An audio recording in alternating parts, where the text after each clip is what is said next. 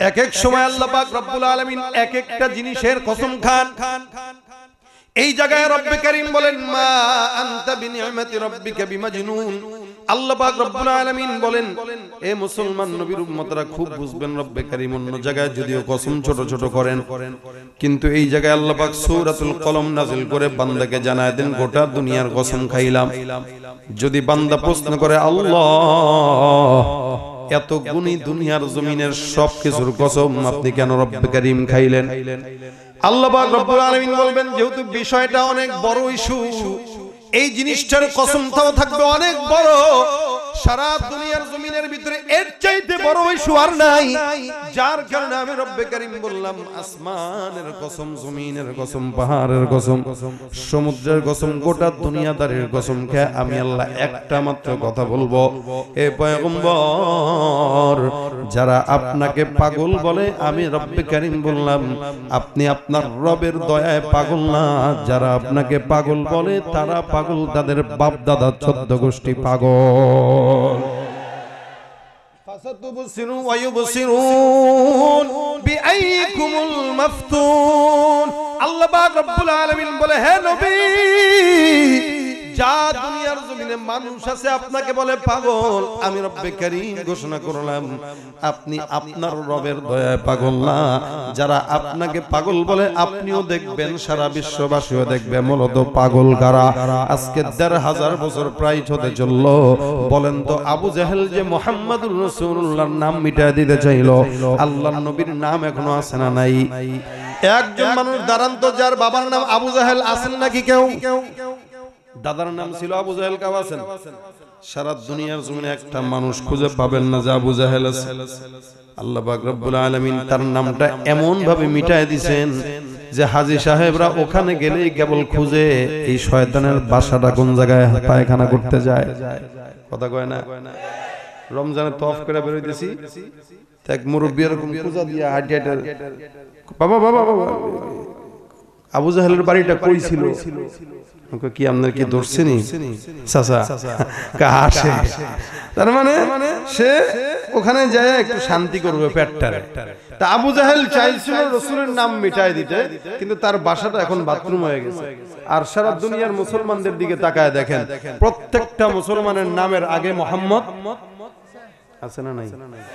রাসূল বলেন তোমাদের কারো ঘরে যদি মুহাম্মদ একাধিক থাকে, ওই ঘরে আল্লাহ পাক মুহাম্মদের নামের বরকতে বরকত দান করবেন। মুহাম্মাদের নাম জপেছিলি বুলবুলি তুই আগে, তাই কি রে তোর কণ্ঠের গান, তাই কি রে তোর কণ্ঠের গান এমন মধুর লাগে ওরে, এমন মধুর লাগে। সাল্লাল্লাহু আল্লাহ পাক রব্বুল আলামিন বলেন নবীকে আমি আল্লাহ দান করলাম নিয়ামত, ওয়া ইন্না লাকা লাআজরান গায়রা মামনুন মা আরসালনাকা ইল্লা রাহমাতাল লিল আলামিন। সবচেয়ে বড় নিয়ামত রহমত। সারা দুনিয়ার জমিনে আমি বানাইলাম, আসমানের জন্য আমার নবী রহমত, জমিনের জন্য রহমত, পাহাড়ের জন্য রহমত, সমুদ্রের জন্য রহমত, আসমানের চন্দ্রের জন্য আমার নবী রহমত, জমিনের মাটির জন্য আমার নবী রহমত, আসমানের মেঘের জন্য আমার নবী রহমত, ওই জঙ্গলের গাছের জন্য আমার নবী রহমত, যার কারণে খেজুর গাছটাও পর্যন্ত পয়গম্বরের সঙ্গে জান্নাতে যাওয়ার জন্য কান্নাকাটি করে। আসমানের মেঘকে ইশারা দিতে দেরি হয়, আসমানের মেঘ চন্দ্রটা দুখণ্ডিত হতে দেরি হয় না। গোটা দুনিয়ার জমিনে আল্লাহ পাক এমন রহমত অন্য কোন নবীকে দেন নাই, যেই রহমত আপনার আমার নবীকে দান করলেন। আল্লাহর নবী মেরাজে যাওয়ার পর দুনিয়ার জমিনে ফেরত আসে, আবু জাহেল উতবা সাহেব সবাই ডাক দিয়া বলে রে মুহাম্মদ নাকি এখানে গেছে, মেরাজে গেছে, বাইতুল মুকদ্দাসে গেছে, বন্ডামির জায়গা পায় না, নাউযুবিল্লাহ। চলো মুহাম্মদকে প্রশ্ন করব, মুহাম্মদ যে বাইতুল মুকাদ্দাসে গেছে দরজা কয়টা, জানালা কয়টা? এলাকার ভিতরে কোনো মসজিদ যদি থাকে নামাজ আদায় করতে যান, বলেন তো দেখি নামাজ পড়তে যান নাকি মসজিদের ফ্যান গুনতে যান? নামাজ নামাজের জন্য বান্দা যায়, ফ্যান গনে না, লাইটও গনে না, জানালাও গনে না। আমার নবী করিম পয়গম্বরকে ওখানে নিলেন নামাজের জন্য। আবু জাহেল বলে, মুহাম্মদ বলো ওই বাইতুল মুকাদ্দাসের দরজা কয়টা, জানালা কয়টা? আল্লাহর ফেরেশতা জিবরাইল ডাক দেয়া বলে, মালিক গো, আমার পয়গম্বরকে অপমান করার চক্রান্ত চলতেছে। আল্লাহ পাক রব্বুল আলামিন বলে, জিবরাইল যাও আমার পয়গম্বরের সম্মান বাঁচাও। আমি রব্বে কারীম বললাম ওই বাইতুল মুকাদ্দাসটা আমার নবীর সামনে তুলে ধরবা। কাফের বেঈমানরা যখন আমার নবীকে প্রশ্ন করবে, তোমরা আমার নবীর সামনে বাইতুল মুকাদ্দাসটাকে নিয়ে তুলে আমার নবীর সামনে ধরবা। একটা একটা করে গনে গনে পয়গম্বর কাফেরদের জবাব দিবে। মুসলমান, এটাই হলো আমার পয়গম্বরের নিয়ামত। এই জন্য আল্লাহ পাক রব্বুল আলামিন সারা দুনিয়ার জমিনের জন্য রহমত বানাইছেন। যেখানের মালিক আল্লাহ, সেখানের নবী হলেন মুহাম্মদুর রাসূলুল্লাহ। জমিনের মালিক যদি হয় আল্লাহ, জমিনের নবী মুহাম্মদুর রাসূলুল্লাহ। পাহাড়ের মালিক যদি হয় আল্লাহ, পাহাড়ের নবী মুহাম্মদুর রাসূলুল্লাহ। সমুদ্রের মালিক যদি হয় আল্লাহ, সমুদ্রের নবী হলেন মুহাম্মদুর রাসূলুল্লাহ। জমিনের মালিক যদি হয় আল্লাহ, জমিনের নবী মুহাম্মদুর রাসূলুল্লাহ। হে মুসলমান, যেখানেই চক্ষু যায় সেখানেই যদি আমার পয়গম্বরের রুবুবিয়ত থাকে, ওই জায়গাগুলোতে মুহাম্মদুর রাসূলুল্লাহর নবুবিয়ত আছে। जहां तक है रुबूबियत खुदा की, जहां तक है रुबूबियत खुदा की, वहां तक है रिसालत मुस्तफा की। আপনার আমার নজর যেখানে যায় ওই জায়গাটা আমার পয়গম্বরের নবুবিয়ত আছে, যার কারণে গোটা জমিনটা পর্যন্ত অন্য কোন নবীকে না চিনলো মুহাম্মদুর রাসূলুল্লাহকে চিনছে। দুনিয়ার জমিনে অসংখ্য নবীর উম্মতরা আসছে, অসংখ্য নবীরাও আসছে। নবী যতদিন আছে নবীর উম্মত ততদিন আছে, নবী যতদিন আছে কিতাবটাও ততদিন আছে। কিন্তু মুসলমান নবীর উম্মত আপনার আমার পয়গম্বর মুহাম্মদুর রাসূলুল্লাহ সাল্লাল্লাহু আলাইহি ওয়াসাল্লাম দুনিয়াতে নাই। কিন্তু আল্লাহ পাক সবচেয়ে বড় মুজিজা কোরআনটা কিয়ামত পর্যন্ত রেখে দিয়েছে। আপনি আমি উম্মতকে আল্লাহ পাক রব্বুল আলামিন রেখে দিয়েছেন। হে মুসলমান আমার ভাইরা, এই জন্য মালিক বলেন, বান্দা তোমাদেরকে এমন নবী দান করলাম যেই নবীর সুপারিশ ছাড়া জান্নাত অসম্ভব, যেই নবী বরকতের নবী, যেই নবী রহমতের নবী, যেই নবীর হাত মাথায় রাখছে যার, সে মুসলমান হয়ে গেছে। নবীর পাও যেখানে পড়ছে সেই জায়গা স্মরণের জায়গা হয়ে গেছে। নবীর সঙ্গে যে মিশছে সে স্মরণের মানুষ হয়ে গেছে। হে মুসলমান বুঝবেন, আল্লাহর নবী সাল্লাল্লাহু আলাইহি ওয়াসাল্লামের সঙ্গে একবারের জন্য যার সোহবত হয়ে গেছে, আল্লাহ তার জন্য আদেশ দিয়া দিলেন রাদিয়াল্লাহু আনহুম ওয়া রাদু আন। ওই বান্দারা নিশ্চিত নিঃসন্দেহে আল্লাহর জান্নাতি। রাসূলের সঙ্গে এক নজর দেখা হয়ে গেছে, নামাজও নাই, কিচ্ছু নাই, কিন্তু জান্নাতি। কেন? আল্লাহ পাক রব্বুল আলামিনের পয়গম্বরের এক নজর দেখা বান্দার জন্য জান্নাতের সার্টিফিকেট। এই কারণে কোন ইমানদার বান্দা যদি একবার চোখে স্বপ্নেও দেখে তাও ওই বান্দা জান্নাতি। হে মুসলমান, রাসূল করিম সাল্লাল্লাহু আলাইহি ওয়াসাল্লাম কি ঈমানের সঙ্গে যেই বান্দাই দেখুক না কেন, এমনও বান্দা আছে রাসূলকে এক নজর দেখছে, ঈমান আনছে, ঈমান আনার পরে নামাজও পড়ে নাই, রোজাও রাখে নাই, যাকাতও দেয় নাই, হজও করে নাই, কিচ্ছু আমল না থাকার পরেও আল্লাহ পাক তাকে জান্নাতি বানায় দিয়েছেন। এটা আমার পয়গম্বরের রহমত, পয়গম্বরের বরকত। নবীকে একবার দেখবে তো জান্নাতি। যার কারণে কেউ যদি নবীকে না দেখে, যত বড় পীর হোক বুজুর্গ হোক, তার ব্যাপারে কিন্তু জান্নাতের সার্টিফিকেট নাই। আল্লাহর নবী সাল্লাল্লাহু আলাইহি ওয়াসাল্লামের একটা দর্শনী বান্দার জন্য জান্নাতের সার্টিফিকেট। নামাজ না থাকলেও কি সমস্যা নাই, মালিক পয়গম্বরের রহমতে তাকে, আল্লাহ পাকের রহমতে তাকে নবীর সাহাবী বানায় দিয়েছেন।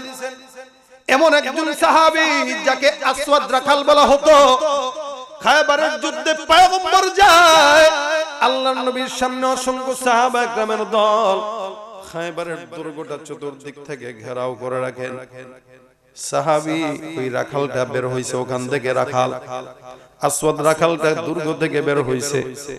আজও পর্যন্ত শত শত বছরে ইতিহাস হয়ে সাক্ষী হয়ে দাঁড়াচ্ছে খায়বারের দুর্গটা। এখনো পর্যন্ত বিশাল বড় দুর্গের ইট এখনো সেই জায়গায় আছে। আল্লাহ নবী এত বড় দুর্গটা জয় করছেন, আল্লাহ পাকের রহমত। রাখালটা ওখান থেকে বের হয়ে তাকায় দেখে সমস্ত কাফের বেঈমানরা মুসলমানরা এই জায়গায় বসা। এক মুসলমানকে ডাক দিয়ে বলে, মুসলমান তোমরা এই জায়গায় কেন? মুসলমান ডাক দিয়ে বলে, আমরা খায়বারের দুর্গ জয় করতে আসছি। তোমরা কি দাবি নিয়ে আসছো? মুসলমান ডাক দিয়ে বলে, এটা আমার কাছে জিজ্ঞাসা করে লাভ নাই। ওই যে মুহাম্মদুর রাসূলুল্লাহ মদিনার বাদশার কাছে যাও। একটা রাখালের কাছে বাদশা মানে অনেক বড় একটা জিনিস, কোনদিন চোখে দেখে নাই। বাদশা কেমন হয়, বাদশার সামনে রাখাল যাবে, এটা প্রশ্ন তো আসে না। এই বাদশাই রাখাল চিন্তা করলো, মদিনার বাদশাকে দেখবো, এটা আমার জন্য সৌভাগ্য। আরে তোমাদের মদিনার বাদশা কোথায়, তাকে দেখায় দাও। বলে, ওই যে তাবু দেখা যায়, ওই জায়গাতে আমাদের পয়গম্বর মুহাম্মদুর রাসূলুল্লাহ বসে আছে। তোমাদের বাদশা কি আমার মতো সাধারণ রাখালের সঙ্গে দেখা করবে কিনা?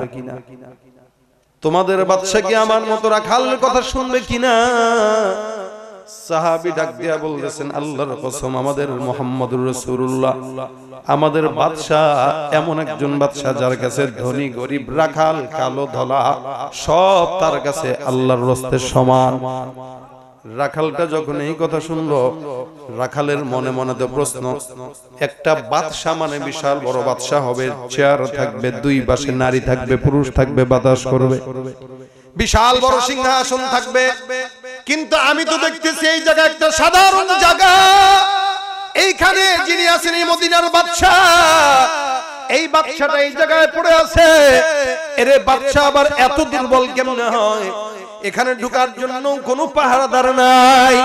আমি যে এই জায়গায় যাব, কেউ যদি আমাকে নিষেধ করে, বলে না না কেউ নিষেধ করবে না, তুমি সুন্দর করে তুমি সুন্দর করে তাঁবুটার ভিতরে ঢুকে যাও। তাঁবুর ভিতরে ঢুকে যায়, ঢুকে তাকায় দেখে একজন সাহাবী দাঁড়ায় আছে। বলে, তোমাদের বাদশা কোন জায়গায়? রাখালটার সমস্ত চিন্তাকে একদম উলট পালট করে দিয়ে সাহাবী বলতেছে, এই যে বসা আছেন ইনি হলেন মদিনার বাদশা মুহাম্মদুর রাসূলুল্লাহ। মদিনার বাদশা একটা সাধারণ চাটাইয়ের উপরে বসা। এত বিশাল বড় বাদশা, যেই বাদশা আমাদের খায়বারের দুর্গ জয় করতে আসছে, এত বিশাল বড় দুর্গ যিনি জয় করবে তার তো শক্তি অনেক। কিন্তু মুসলমান মনে রাখবেন, মুসলমানের শক্তির কারণে মুসলমান কোনোদিন জয়লাভ করে নাই। মুসলমানের কামান নাই, বিমান নাই, টাকা নাই, সম্পদ না থাকলেও মুসলমানের কাছে সব চাইতে বড় সম্পদ আছে ঈমান। নাই বা পেলাম অর্থ করি, নাই বা পেলাম ঘর, নাই বা পেলাম সুখের দেখা, হোক না আপন বর। পথের ধুলোয় জীবন আমার হোক ধূসর মলিন, অনাহারে অনাদরে যাক না কেটে দিন, তবু দুঃখ আমার নাগাল প্রভু পাবে না হৃদয়। সব হারালেও তাও করি না নিঃস্ব হবার ভয়। আমি মুসলমান, আমার ধন হলো ঈমান, ঈমানি নূরের রৌশনীতে তৃপ্ত আমার প্রাণ। আমাদের কাছে কি আছে? জোরে বলেন, জোরে বলেন। ঈমান আছে, যার টেনশন নাই, তার ঠিক কিনা? রাসূলের সামনে যখন হাজির হয়ে বসেন, কেমনে কথা বলবে জানা নাই। একজন সাধারণ রাখাল কি বলবে, কি শুনবে, বেয়াদবি বুঝে না, আদব কোনটা তাও বুঝে না, একদম হাবশী গোলাম। আল্লাহ নবীর সামনে যায় ডাক দিয়ে বলেন, আপনি কি মদিনার বাদশা নাকি? বলে, হ্যাঁ। কি নিয়ে আসছেন? আমি কোনোদিন বাদশাকে দেখি নাই, আপনাকে দেখার আমার বড় শখ, আমি কেমনে কথা বলবো আমার জানা নাই। নবী আমার ডাক দিয়া বলেন, এ রাখাল কোথা থেকে আসছে? বলে, দুর্গের ভিতর থেকে। ছাগল চড়ানোর জন্য এই জায়গায় এসে দেখলাম আপনারা সবাই বসা, কি কথা বলেন আপনি কোন বাণী নিয়ে দিনের দাওয়াত দেন, কিসের কথা বলেন? নবী আমার ডাক দেয়া বলেন, ইয়া আইয়ুহান নাস কুলু লা ইলাহা ইল্লাল্লাহ তুফলিহুন। আমি মানুষকে কালেমার দাওয়াত দেই, কালেমার কথা বলি, ঈমানের কথা বলি। তুমি নিজেও যদি ঈমান নিয়ে আসো, আমি তোমাকে ঈমানের দাওয়াত দেই, মুসলমান হয়ে যাও। রাখাল ডাক দেয়া বলে, মুহাম্মদ আমি যদি ইসলাম কবুল করি আমাকে কি দিবা? নবী আমার ডাক দেয়া বলেন, হে রাখাল তুমি যদি মুসলমান হয়ে যাও, আল্লাহর কসম আমাদের সমস্ত বন্ধুরা সহ আমি মদিনার বাদশা তোমাকে আমার বুকের ভিতরে টেনে নিব। রাখাল কোনদিন এমন কথা শুনে নাই, একজন বিশাল বড় মদিনার বাদশা তাকে বুকে টেনে নিবে। রাখালের পানি চোখে চলে আসছে। রাখাল চোখ দিয়া পানি পড়ে আর বলে, হ্যাঁ কোনদিন প্রথম মনে হয় এমন কথা শুনলাম। আপনার মতো একজন বিশাল বড় বাদশা, যেই বাদশা আমাকে বুকের ভিতরে টানবে, আমি তো চাই এইটা। আমার তো গায়ে দুর্গন্ধ, আমার তো চামড়া কালা। নবী আমার ডাক দেয়া বলেন, টেনশন নাই, মানুষের চামড়ার কারণে মানুষের দাম হয় না। আল্লাহ পাক রব্বুল আলামিন বলেন, ইন্নাল্লাহা লা ইয়ানজুরু ইলা সুওয়ারিকুম ওয়া আমওয়ালিকুম ওয়ালাকিন ইয়ানজুরু ইলা কুলুবিকুম ওয়া আ'মালিকুম। দুনিয়ার জমিনে কোন বান্দার যদি সম্পদ থাকে, টাকা থাকে, মাল থাকে, দৌলত থাকে, আল্লাহর কাছে ওগুলার কোনো দাম নাই। চেহারা সুন্দর, মালিকের কাছে দাম নাই। সম্পদ আছে, মালিকের কাছে দাম নাই। একটা রিকশাওয়ালা, একটা কৃষক যদি ইমানদার হয়, গায়ের চামড়া যদি কালো হয়, সম্পদ যদি না থাকে, একজন কোটিপতি মন্ত্রী এমপির চাইতেও রিকশাওয়ালার দাম মালিকের দরবারে বেশি। ভাইরা আমার, এটা হলো ঈমানের বরকত, এটা হলো ঈমানের মুতাগাজা। নবী আমার ডাক দেয়া বলেন, তোমাকে বুকে টানবো।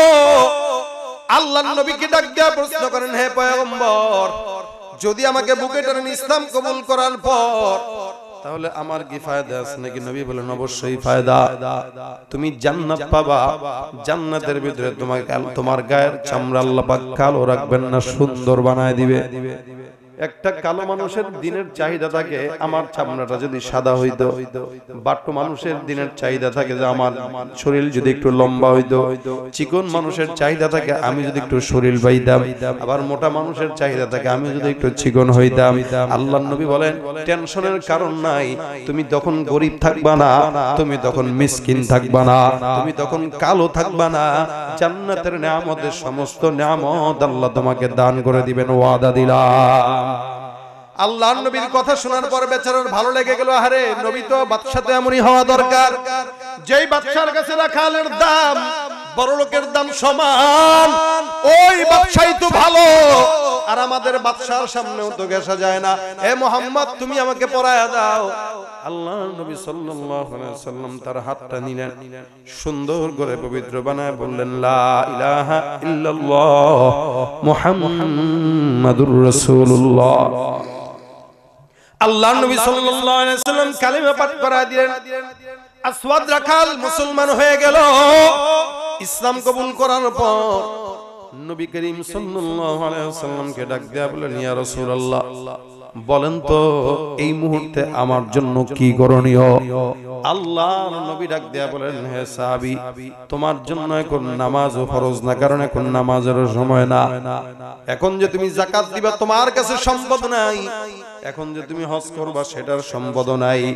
তোমাকে এখন আমি অন্য কোনো আদেশ দিতে পারতেছি না। সর্বপ্রথম আদেশ, যে ছাগলগুলো দুর্গের ভিতর থেকে নিয়ে আসছে সেগুলো দুর্গের দিকে ঠেলে দাও। আমার নবী যদি চাইতেন ছাগলগুলো রেখে দিতে পারতেন গনিমতের মাল হিসেবে। নবীর চরিত্র এইটা, যেহেতু এই বেচারা আমানতদার, তার জন্য আমানতের খেয়ানত না হয়, এই কারণে যাও দুর্গের ভিতরে ছাগলগুলো ঢুকায় দাও। 2 নাম্বার, তোমার জন্য এখন যেই কাজটা, এই মুহূর্তে খায়বারের যুদ্ধ চলে, আল্লাহর রাস্তায় আমি নবীর উপরে ঈমান এনে দ্বীনের জন্য লড়াই করে যদি শাহাদাত বরণ করতে পারো, বিনা হিসেবে আল্লাহ পাক জান্নাত দিয়ে দিবে। যাও যাও যুদ্ধের ময়দানে যাও। সাহাবী ডাক দেয়া বলেন, ইয়া রাসূলুল্লাহ আমি তো লড়াই জানি না, মারামারিও করি নাই, জানেনই তো বুঝেনি তো আমি রাখালের জাত, আজীবন মারি খেয়ে আসলাম। হে পয়গম্বর আমার কাছে শক্তি আছে মাগার লড়াইয়ের কৌশল নাই। নবী আমার ডাক দিয়ে বলে যাও লাঠি একটা নিয়ে ময়দানে লড়াই করতে নামো। তুমি ময়দানে চেষ্টা করবা, আসমানের মালিক ফেরেশতার মাধ্যমে তোমার সহযোগিতা করবে। আল্লাহর নবী সাল্লাল্লাহু আলাইহি সাল্লামের আদেশে বান্দাটা ময়দানে লড়াই করার জন্য নেমে গেছে। নবীকে মানছেন, নবীর প্রতি ঈমান আনছেন, কিন্তু একটা ওয়াক্ত নামাজ পড়ার সুযোগ হয় নাই। সাহাবী যুদ্ধের ময়দানে জিহাদ করে লড়াই করে একবার দুইবার তিনবার, হঠাৎ করে কোন দিক থেকে আক্রমণে সে সাহাবী এই নতুন আসওয়াদ রাখালটাকে দুনিয়ার জমিন থেকে বিদায় করে দেওয়া হয়েছে। বেশিক্ষণ টিকতে পারে নাই সাহাবী, কারণ সবগুলো সাহাবায়ে কেরাম যুদ্ধের রণপ্রস্তুতি আছে, কিন্তু তার কোনো প্রস্তুতি নাই। কত বড় কঠিন জিনিস, নিজের ধর্ম ত্যাগ করে ইসলাম কবুল করলো, বউর খবর নাই, মারও খবর নাই, বাবারও কোনো খবর নাই। নিজের জিন্দেগির মায়া ত্যাগ করে পয়গম্বর মুহাম্মদুর রাসূলুল্লাহ সাল্লাল্লাহু আলাইহি ওয়াসাল্লামের জন্য জানটা কুরবান করা কত বড় সাহসিকতা। এ মুসলমান, ইসলামটা সহজভাবে পাইলাম বলে আপনার কাছে আমার কাছে দাম নাই। যদি আপনার কাছে আমার কাছে ইসলামের দাম থাকতো, ইসলামের বিরুদ্ধে কথা বলার দুঃসাহস করতাম না। ভাইরা আমার, সাহাবীটা এবার লাশটা পড়ে আছে, অন্যান্য সাহাবা একদম যুদ্ধ বিরতির পর সবাই সবার লাশের দিকে তাকায়। কে কে ইন্তেকাল করছে, শাহাদাত বরণ করলো, দেখো এক একজন তাকায় দেখে এটা অমুকের লাশ, এটা অমুকের ভাই, এটা অমুকের বাবা, এটা অমুকের স্বামী। আসওয়াদ রাখালের সামনে যে সাহাবা একরামের জটলা বেঁধে গেছে, সাহাবা একরাম কেউ তারে চিনে না, আর মনে মনে কয় আরে এরে তো দেখছি আমাদের পক্ষে লড়াই করতে। এই বান্দাটাকে কোনদিন তো যুদ্ধের ময়দানে দেখি নাই, কোনদিন তো মসজিদেও নামাজের জন্য দেখি নাই, কোনদিন তো পয়গম্বরের কাছেও যাইতে দেখলাম না। আমাদের সঙ্গে লড়াই করলো, শাহাদাত হয়ে পড়ে আছে। দূর থেকে আমার পয়গম্বর জটলা থেকে বলে, সাহাবা একরামের দল, তোমরা এই জায়গায় ভিড় বাঁধাও কেন? কে? আল্লাহর নবীকে সাহাবা একরাম রাস্তা খুলে দেন। পয়গম্বর সুন্দর করে লাশটার সামনে দাঁড়ায় আছে। আল্লাহর নবী সাহাবীর চোখের দিকে তাকান, আয় হায়, এটাই তো সেই কালো মানিক, যেই লোকটা কিছুক্ষণ আগে আমি নবীর হাতে বায়াত করে ইসলাম কবুল করে নিয়েছি। বেচারা লড়াই করতে জানে না, বেচারা যুদ্ধের ময়দানের কোনো প্রস্তুতি জানে না, কিন্তু এক ওয়াক্ত নামাজও পড়ে নাই, রোজাও রাখে নাই, ঈমানটা কেবল আনছে। সব কিছুর মায়া ত্যাগ করে আল্লাহর নবীর জন্য জানটা কুরবান করে দিছে। আহারে এ সাহাবা একরামের দল, আমি তাকায় দেখতেছি আমার রব্বে কারীম এই বান্দাকে জান্নাতের পাখায় পাখায় পাতায় পাতায় ঘোরার মতো তৌফিক দিয়ে দিয়েছেন। সবুজ পাখি বানায় জান্নাতের ভিতরে উড়ান। আল্লাহ পাক রব্বুল আলামিনের নবী বলেন, কোন বান্দা যখন শাহাদাত বরণ করে, আল্লাহ পাক রব্বুল আলামিন ওই বান্দাকে নিষ্পাপ বানায় জান্নাতে বিনা হিসাবে দেন, সবুজ পাখি বানায় জান্নাতে ঘোরান আর ঘোরান। আমি তাকায় দেখলাম এই বান্দাকেও আল্লাহ পাক জান্নাতে সুন্দর বানায় তারপরে নিয়ামত দিয়া জান্নাতের ফল খাওয়াইতেছে। সাহাবা একরাম ডাক দেয়া বলে, ইয়া রাসূলুল্লাহ, এই বান্দারে কোনদিন নামাজের ভিতরে দেখি নাই, কোনদিন রোজা রাখতে দেখলাম না, আপনার মঞ্চেও দেখলাম না। নবী আমার ডাক দেয়া বলেন, সাহাবা একরামের দল, বান্দা এক ওয়াক্ত নামাজ পড়ে নাই, রোজাও রাখে নাই, যাকাতও দেয় নাই, হজও করে নাই, মাত্র ঈমান আনছে আর মারা গেছে। আমি নবীর জন্য, আল্লাহর জন্য জীবন দিয়েছে। আমার মালিক এই বান্দাকে বিনা হিসেবে ক্ষমা করে জান্নাতও দিয়ে দিয়েছে। এটাই হলো রহমতের নবী, যেই নবীকে মানার পরে নামাজও লাগে না, রোজাও লাগে না, ইমানদার হয়ে কবরে গেছে জান্নাতি। আপনি আমি এত বছর পর যেখানে আপনাকে আমাকে পয়গম্বর বলছেন বন্ধু, সাহাবা একরাম ডাক দেয়া বলে, ইয়া রাসূলুল্লাহ, তারা আপনার বন্ধু কেমনে হয়? আমরাই না আপনার বন্ধু? নবী আমার ডাক দেয়া বলেন, তোমরা আমার সাহাবী। যেই সমস্ত উম্মতরা আমি নবীকে না দেখে, আমি নবীর উপরে ইসলাম কবুল করে ঈমান আনছে, আমাকে দেখে নাই, আমি নবী ঘোষণা করলাম ওই উম্মতরা আমি পয়গম্বরের প্রকৃত বন্ধু। সুবহানাল্লাহ। এ ভাইরা আমার, আপনার আমার জান্নাত পাওয়া অনেক সোজা, কঠিন কোনো বিষয় নয়। শুধুমাত্র রাসূল করিম সাল্লাল্লাহু আলাইহি ওয়াসাল্লামের সুন্নতের উপরে আমল। নবী বলেন মান আহাব্বা সুন্নতি ফাকাদ আহাব্বানি ওয়া মান আহাব্বানি কানা মাই ফিল জান্নাহ। এ যুবক ভাইরা, সমাজের ভিতরে চলাচল করো, বিচরণ করো। যুবকের চলাফেরা দেখলে বোঝার উপায় নাই মুসলমান না হিন্দু। যুবকের চলাফেরা দেখলে বোঝার উপায় নাই নবীর উম্মত না অন্য ইহুদি নাসারার উম্মত। এই কারণে শুনে নেন, মনে রাখেন, আল্লাহর নবীর সঙ্গে জান্নাতে থাকতে হলে কিছু আমল দরকার আছে না নাই? রহমতের নবী সমস্ত বান্দাদেরকে সুপারিশ করে করে জান্নাতে ঢুকায় দিবেন, এটা আমার নবী রহমত স্বরূপ।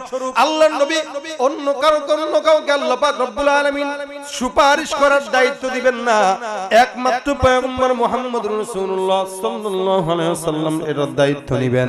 সমস্ত পয়গম্বর বলবেন নফসি নফসি নফসি নফসি, কিন্তু আপনার আমার পয়গম্বর মুহাম্মদুর রাসূলুল্লাহ একজন নবী, যিনি বলবেন ইয়া উম্মতি। সেদিন সব নবীরা ফেল করবে, যাও যাও আমরা পারবো না। আল্লাহর নবী ডাক দেয়া বলবেন হে উম্মতেরা, আমি তোমাদের জন্য আছি। আল্লাহ পাক ডাক দেয়া বলবেন নবী যত মন চায় সুপারিশ করেন, আমি আল্লাহ পাক রব্বুল আলামিন যা সুপারিশ করবেন সবগুলোর জান্নাতের মঞ্জুর করায় দিব। কিন্তু আল্লাহর নবী সেদিন কাদেরকে সুপারিশ করবে? যেই সমস্ত বান্দারা দাড়ি রাখে না তাদের জন্য নবীর কোনো সুপারিশ নাই। যারা সুন্নত মানে না তাদের জন্য কোনো সুপারিশ নাই। যারা সহিহ পথ মানে না তাদের জন্য কোনো সুপারিশ নাই। নবী সেদিন ডাক দিয়া বলবেন সুহকান সুহকান লিমান গায়রা বাদি, দূর হয়ে যাও, আমি পয়গম্বরের উম্মত, তোমরা হতে পারো নাই। আল্লাহর নবী অন্য হাদিসের ভিতরে বলেন কেউ যদি শেষ জামানায় আমি নবীর সমস্ত সুন্নতকে ফলো করে, আল্লাহ পাক রব্বুল আলামিন তাকে 100 শহীদের সওয়াব দান করবেন। সুবহানাল্লাহ। সমস্ত সুন্নতের উপরে আমল করা তো আমাদের জন্য অনেক কঠিন, কিন্তু প্রত্যেকটা মাহফিল থেকে একটা একটা করে সুন্নত যদি শিখে নেন, যদি আমল করেন, সওয়াব আছে না গুনাহ আছে? বলেন তো, নবীর সুপারিশ ছাড়া আমি পারবো না জান্নাতে যাইতে? আপনারা পারবেন নি। এই জন্য এখনো পর্যন্ত পয়গম্বর রওজায় শুয়ে শুয়ে উম্মতের জন্য কাঁদে। আল্লাহর নবীর রওজায় যে এখনো কাঁদে, আপনার আমার ইন্তেকালের পরেও কাঁদবে, কিয়ামতের ময়দানেও কাঁদবে। রাসূলের সঙ্গে যার মুহাব্বত, আল্লাহর নবী বলেন আলমারু মা মান আহাব্বা, যার সঙ্গে যার ভাব তার সঙ্গে তার কিয়ামত। এই কারণে নবীর সঙ্গে ভাব লাগানোর একটা আমল আপনাদেরকে শেখায় দেব। বহুত বয়ান শুনছেন, সব বলে গেলেও কোনো সমস্যা নাই। এখন যে আমলটা আপনাদেরকে শেখাবো এটা বাসা পর্যন্ত নিবেন, রাজি আছেন তো ইনশাআল্লাহ? আল্লাহর নবী সাল্লাল্লাহু আলাইহি সাল্লামকে সপ্তাহে একদিন নাম ঠিকানা সহ রাসূলের কবরে আল্লাহর নবীর রওজায় আপনার আমার আমলনামা পৌঁছায় দেওয়া হয়। নবী আমার দেখেন কোন বান্দা কোন জায়গা থেকে, বাবার নাম কি, দাদার নাম কি, ছেলের নাম কি, এলাকার নাম কি, নাম ঠিকানা টোটাল বায়োডাটা সহ রাসূল করিম সাল্লাল্লাহু আলাইহি সাল্লামের কাছে পৌঁছ করা হয়। আল্লাহর নবী তাকায় তাকায় দেখেন কে আমার উপরে দুরূদের আমল করছে। এইজন্য আমাদের উস্তাদরা বলতেন বাবারা বেশি বেশি দুরূদের আমল করো, কারণ দুরূদের আমলের কারণে আল্লাহর নবীর সঙ্গে মহব্বত পয়দা হয়ে যায়। রাসূল সাল্লাল্লাহু আলাইহি সাল্লাম বলেন মান সাল্লা আলাইয়া সালাতান ওয়াহিদা সাল্লাল্লাহু আলাইহি আশারা, কেউ যদি একবার দুরূদ পড়ে আমি রাসূলের উপর, আল্লাহ পাক 10 বার রহমত নাজিল করে দিবেন। সুবহানাল্লাহ। একবার নাজিল হবে কয়বার? 10 বার। গুনাহ মাফ 10টা, সম্মান হবে 10 বার। এ মুসলমান, এই কারণে হাতের কাজ আছে, পায়ের কাজ আছে, জবানের কাজ নাই। জবানের একটা মাত্র কাজ থাকবে সাল্লাল্লাহু আলাইহি ওয়াসাল্লাম। বলেন সাল্লাল্লাহু আলাইহি ওয়াসাল্লাম। পারবেন ইনশাআল্লাহ? দুরূদ শরীফ এমন একটা আমল, যে আমল করবেন যত বিপদে পড়েন না কেন ইনশাআল্লাহ কোনো বিপদ আপনাকে ধরবে। যত বড় বিপদ আসুক দুরূদ শরীফ পড়বেন। আল্লাহুম্মা সাল্লি আলা মুহাম্মদ, আল্লাহুম্মা সাল্লি আলা মুহাম্মদ, আল্লাহুম্মা সাল্লি আলা মুহাম্মদ পড়তে থাকেন, আল্লাহ পাক সব বিপদ উদ্ধার করে দেবে ইনশাআল্লাহ। বিশ্বাস আছে? বিশ্বাস আছে নি? বললেন না কেন? সাল্লাল্লাহু বলেন বলেন সাল্লাল্লাহু আলাইহি ওয়াসাল্লাম, সাল্লাল্লাহু আলাইহি ওয়াসাল্লাম, সাল্লাল্লাহু আলাইহি ওয়াসাল্লাম। সওয়াব হইল না গুনাহ হইল? কয়টা সওয়াব হইল? কয়বার পড়ছেন? কয়বার হয়? 3 বারে। 30টা। আপনার নাম যতবার রাসূলের কাছে যাবে, যতবার, মনে করেন আজকে বললেন 100 বার, 100 বার কালকে পড়লেন, আবার পড়লেন, এক সপ্তাহে 700 বার পড়লেন। 700 বার যদি রাসূল আপনার নাম দেখে, আপনাকে ভুলবে রাসূল? আর আমরা কবরে যাব, হুজুর হুজুর আমার একটু সুপারিশ করেন হুজুর, এই যে আমি মনে নাই হুজুর, ওই যে হবিগঞ্জের, ওই যে আজমিরিগঞ্জের, ওই যে ওই এলাকার কে চিনি না তো হুজুর, আমি আমার বাপের নাম এড়ে, তুই আমার উম্মতের তো দাড়ি কর, দাড়ি কোথায় তোর, আমার উম্মতের ভাগ এখান থেকে। আর যদি রাসূলের সুন্নাত থাকে, হুজুর চিনছেন রাসূল বলে, আরে মাশাআল্লাহ তুই আমার সুরত নিয়ে আসছস, বলতে তো পারবেন মাই তো সুরত লেকে আয়া, আমি তো আপনার সুরত নিয়ে আসছি, অন্তত সুরতের উসিলায় maaf করে দেন, সুরতের উসিলায় সুপারিশ করে দেন। এখন সুরতও নাই, সিরাতও নাই, আপনি কে হিসাবে জান্নাত চান রাসূলের সামনে বলেন, কি হিসাবে চান? এই জন্য ভাই অন্তত নবীর সঙ্গে যেন মহব্বতটা পয়দা হয়, আল্লাহর নবী ছাড়া কোনো উপায় নাই। এজন্য আল্লাহ বলেন আপনি রাসূল বলে দেন, একটু বলে দেন, আপনি আপনার উম্মতদেরকে জানায় দেন, এরা তো বিশ্বাস করে না, আপনি একটু জানায় দেন, এরা যদি আপনারে মহব্বত করে তো আমারও মহব্বত করা হয়ে যাবে। সুবহানাল্লাহ, আস্তে কয় বলেছেন কে? আল্লাহ বলতেছেন রাসূল আপনি ওদেরকে বলে দিয়েন, ওরা যেন আপনারে ভালোবাসে, যদি আপনারে ভালোবাসে তো আমি আল্লাহর ভালোবাসা এমনিই পেয়ে যাবে। তাহলে আপনি আল্লাহকে ঠিক করার আগে নবীরে ঠিক রাখেন, নবীরে ঠিক রাখেন। দেখেন দেখেন কোন বাপ মার মহব্বত যদি পেতে চান, সন্তানের মহব্বত করবেন, বাপ মার মহব্বত পেয়ে যাবেন। তা আল্লাহকে মহব্বত যদি করতে চান, নবীকে মহব্বত করেন। নবীকে মহব্বত করার, নবীর সঙ্গে মহব্বত হওয়ার অন্যতম আমল হইল দুরূদ শরীফের আমল। হাতের কাজ আছে, পায়ের কাজ আছে, জবানের কোনো কাজ থাকে না, দোকানে বসে রয়েছেন, ব্যবসা করতেছেন, খেতে ফসল লাগাইতেছেন, চাকরি করতেছেন, যে যেখানেই থাকেন সবকিছুর কাজ আছে অঙ্গ প্রত্যঙ্গ, জবানের কিন্তু কাজ বেশি থাকে না। জবানের কাজ একটাই, সাল্লাল্লাহু, যখন সময় হয় সাল্লাল্লাহু আলাইহি ওয়াসাল্লাম, মা বোনরা রান্না করবে সাল্লাল্লাহু আলাইহি ওয়াসাল্লাম, যুবকরা হুন্ডা চালাবে সাল্লাল্লাহু আলাইহি ওয়াসাল্লাম, হ্যাঁ মসজিদে চাকরি করতে যাচ্ছেন সাল্লাল্লাহু আলাইহি ওয়াসাল্লাম, বাজার ঘাটে যাচ্ছেন সাল্লাল্লাহু আলাইহি ওয়াসাল্লাম, হুন্ডা চালাইতেছেন সাল্লাল্লাহু আলাইহি ওয়াসাল্লাম, সিএনজি চালাইতেছেন সাল্লাল্লাহু আলাইহি ওয়াসাল্লাম, ঘুমানোর আগে সাল্লাল্লাহু আলাইহি ওয়াসাল্লাম, যত বেশি পড়বেন একদিন না একদিন স্বপ্নে আল্লাহর নবী দেখা দিয়ে দিবে। নবীকে স্বপ্নে দেখবেন তো জাহান্নামের আগুন হারাম। সুবহানাল্লাহ কয় না, হরদম দুরুদে সরওয়ারে আলম কহা করুঁ, সাল্লে আলা সাল্লে আলা সাল্লে আলা করুঁ। কি করব? সাল্লাল্লাহু, যারা বলেন সাল্লাল্লাহু, আরো যারা সাল্লাল্লাহু আলাইহি ওয়াসাল্লাম, সওয়াব হলো না গুনাহ হলো? ইসমে রাসূল হোগা মুদাবা এ দর্দ দিল, ইসমে রাসূল হোগা মুদাবা এ দর্দ দিল,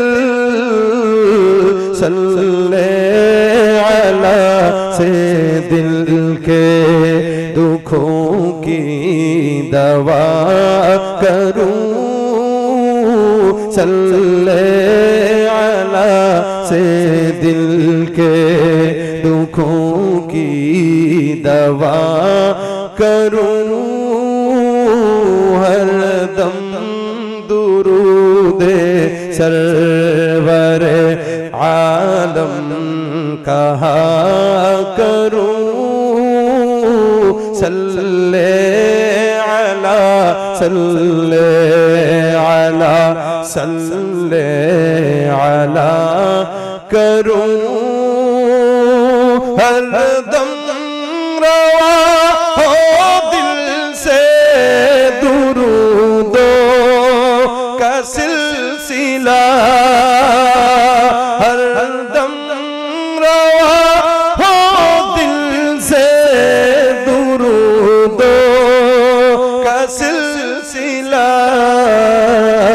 ते इस तरह से राह का हर मरहला करूं, সাল্লি আলা সাল্লি আলা সাল্লি আলা করু हर लम्हा महवे रूए मुकर्रम रहा करूं सल्ली अला सल्ली अला सल्ली अला करूं सल्लल्लाहु এটা পড়বেন তো রাসূলের সুপারিশ আপনার জন্য জরুর হয়ে যাবে। এজন্য রাসূলের সঙ্গে মহব্বতের সবচেয়ে বড় ওয়াসিতা এটা হচ্ছে দুরূদ শরীফের আমল। যখন সময় হয় ঘুমায় আছেন, শুয়ে আছেন, বসতেছেন, হাঁটতেছেন, ফিরতেছেন, নবীর সঙ্গে মহব্বত তৈরি করেন, কানেকশন মদিনাওয়ালার সঙ্গে তৈরি করেন। কানেকশন নবীর সঙ্গে যতদিন না হবে আল্লাহর সঙ্গেও হবে না, নবীর সঙ্গে হবে তো মালিকের সঙ্গেও হয়ে যাবে।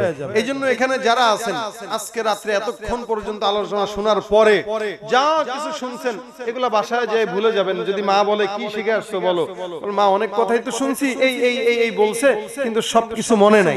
এই সবকিছু মনে না থাকাটাই স্বাভাবিক, কারণ আমি গতকাল কি ওয়াজ করছি এটা আমার আজকে মনে নাই। বসে স্টেজে যখন যে আয়াত আসে বাস করে ফেলতেছি। আল্লাহ পাক রব্বুল আলামিনের আজকের এই জান্নাতের বাগান থেকে যত কিছু শুনছেন সব ভুলে গেলেও সমস্যা নাই, একটা জিনিস সর্বশেষ মাথায় রেখে বাসা পর্যন্ত যাবেন সাল্লাল্লাহু।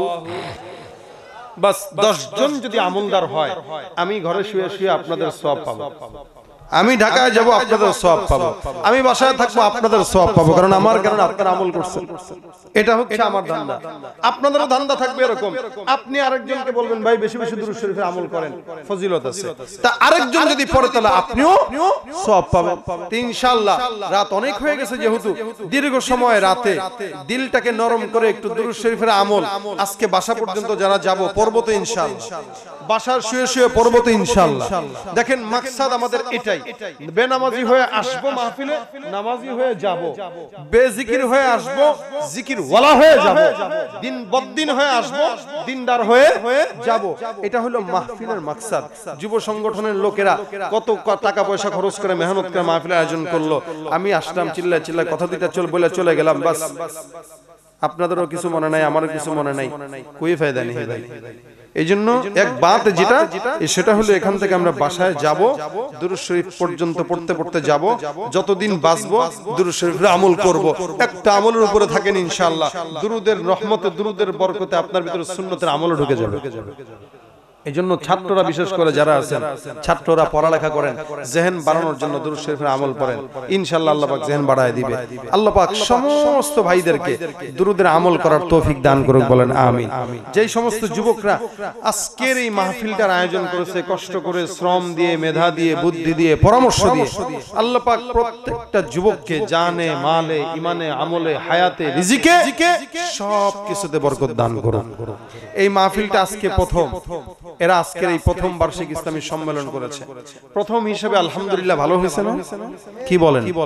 প্রথম মাহফিল যেখানে হয় মানুষ কম হয়, আলহামদুলিল্লাহ আজকে মানুষ যথেষ্ট বড় প্যান্ডেল আপনারা করেছেন, মোটামুটি মিডিয়াম সাইজ প্যান্ডেল কিন্তু আলহামদুলিল্লাহ ভরছে।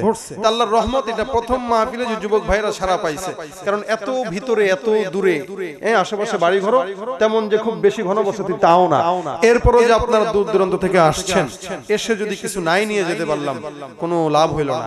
তো দোয়া করবেন, যুবকরা যেহেতু প্রথম শুরু করছে, আল্লাহ যেন এদেরকে যতদিন এরা বাঁচে, হায়াতে থাকতে আল্লাহ যেন প্রত্যেক বছর দ্বীনের খাতিরে, দ্বীনি নিসবতে, অন্য কোনো মাকসাদ নাই, দ্বীনি মাকসাদে যেন আল্লাহ পাক এই মাহফিলটা আরো বড় পরিসরে, আরো বড় বড় বুজুর্গানে দ্বীনদের মাধ্যমে এই মাহফিলটা পরিচালনা করার তৌফিক দান করেন।